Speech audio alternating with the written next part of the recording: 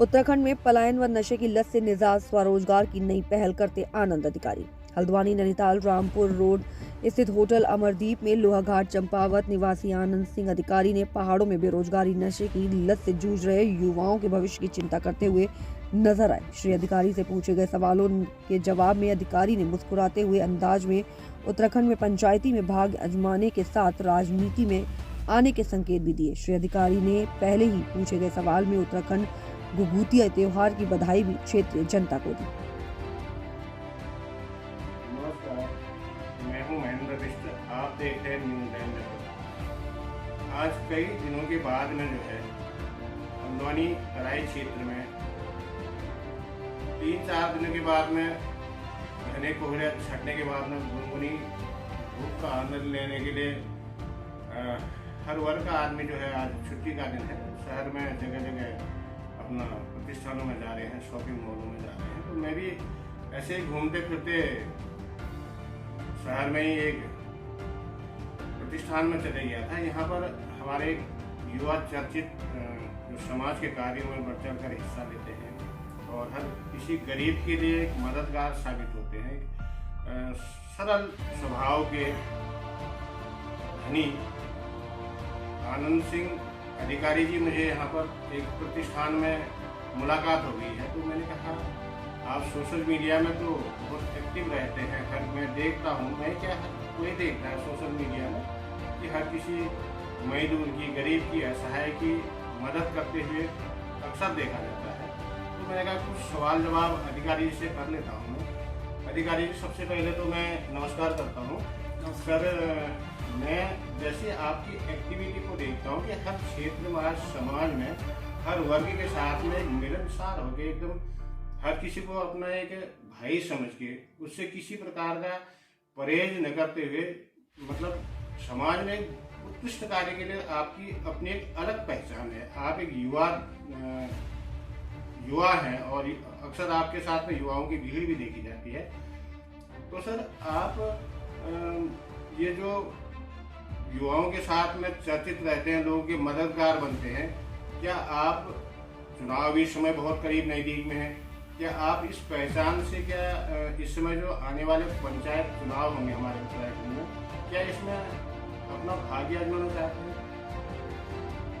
धन्यवाद भाई साहब।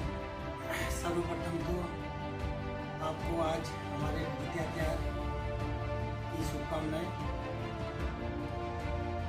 साथ ही ऐसा कुछ नहीं है कि हम पॉलिटिक्स करें, पॉलिटिक्स करना नहीं, हमारा जनसेवा का मकसद है और जनसेवा करते हुए आए हैं हमारा परिवार और हम सब, और आगे भी जनसेवा करेंगे। रही बात राजनीति की, राजनीति करनी होगी तो आगे फ्यूचर में देखा जाए। तो जैसे अक्सर लोगों से मुँह से सुनने में आता है कि अधिकारी जी बहुत हर समाज में, हर गरीब तबके से लोगों की मददगार बनने में साबित होते हैं।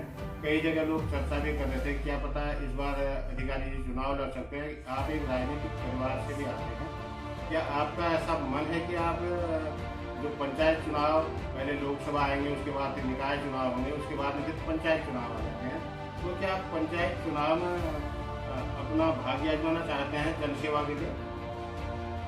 जनसेवा के लिए पंचायत चुनाव में जाना ही महत्वपूर्ण नहीं है।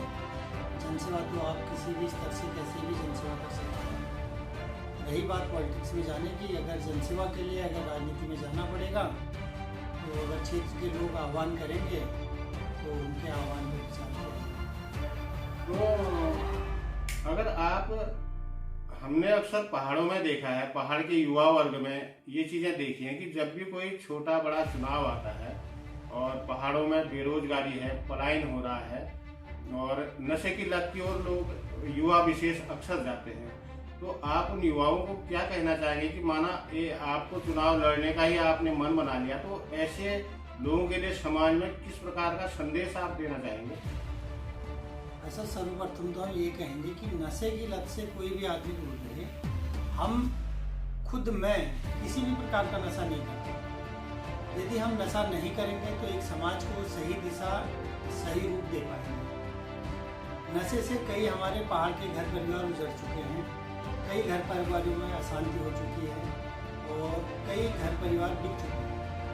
बस नशे से अपना स्वास्थ्य भी खराब होता है और समाज भी प्रभावित होता है।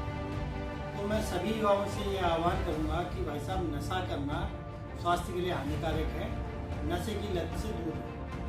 तो अगर आपने मन बना ही लिया अगर चुनाव लड़ने का, तो अक्सर लोग आते हैं कि हमें ये मतलब नशे की ओर ज़्यादा बातें करते हैं, जिससे सामाजिक माहौल भी खराब होता है। साथ में साथ अगर जो भी प्रत्याशी है, बेशक ठीक है आपका अभी मन है या नहीं है, वो आपके मन में होगी हुआ, तो आप ऐसे युवाओं के लिए किस प्रकार की रणनीति बनाएंगे और ऐसे युवाओं को किस प्रकार से मतलब जागरूक करेंगे कि ये हमारे समाज के लिए और हमारे लिए घातक है?